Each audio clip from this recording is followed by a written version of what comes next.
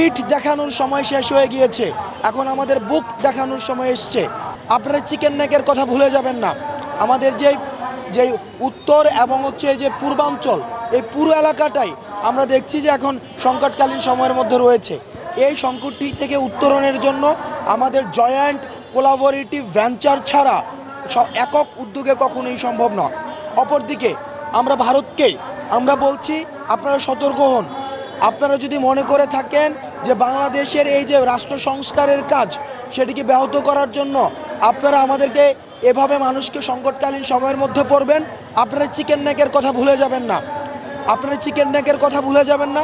আমরা বিশ্বাস করি পারস্পরিক সম্পর্কের মধ্য দিয়ে, সহযোগিতামূলক সম্পর্কের মধ্য দিয়েই উন্নয়ন সম্ভব, অগ্রগতি সম্ভব। কিন্তু আপনারা আমাদেরকে যেভাবে ট্রিটমেন্ট দিবেন ঠিক একইভাবে আপনারাও ট্রিটমেন্টের পাওয়ার জন্য প্রস্তুত হন।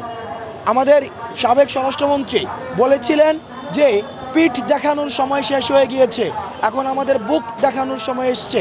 সুতরাং আমাদের এই অসম যে সম্পর্কটি ছিল, সে অসম সম্পর্ক বিগত সরকার শুধুমাত্র ক্ষমতায় টিকে থাকার জন্য করেছে। আমরা সমতার যে সম্পর্কটি, এই সমতার সম্পর্কটি আমরা প্রতিষ্ঠা করতে চাই। সুতরাং ভারতের বর্তমান আমাদের সাথে যে আচরণ করবে, সেই আচরণ নির্ধারণ করবে ভারতের সাথে ভবিষ্যতে আমাদের কেমন আচরণ হবে।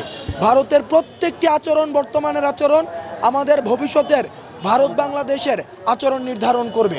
সেই জায়গা থেকে আমরা ভারতকে বলতে চাই, আপনারা সহযোগিতামূলক সম্পর্ক রাখুন, প্রতিবেশী সুলভ সম্পর্ক রাখুন, এবং আপনারা যদি আমাদেরকে এভাবে সংকটকালীন সময়ের মধ্যে আপনারা ইচ্ছাকৃতভাবে ঠেলে ফেলে দেন, সেটির প্রতি উত্তর বা সেটির যেই পাল্টা ব্যবস্থা সেটিও কিন্তু বাংলাদেশ গ্রহণ করবে।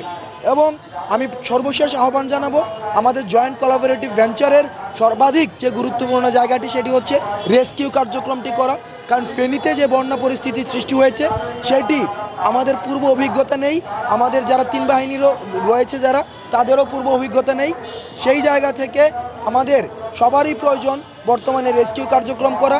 ফেনী জেলা প্রশাসক, নোয়াখালী জেলা প্রশাসক কাছে আমাদের আহ্বান থাকবে, আপনারা যেই জায়গাগুলোকে আপনারা আশ্রয়স্থল হিসেবে ঘোষণা করেছেন সেটিকে আপনারা মাইকে ঘোষণা করে দিন, যাতে করে যারা শহরমুখী হয়ে গিয়েই যেন তারা ওই আশ্রয়স্থলগুলোতে উঠতে পারে।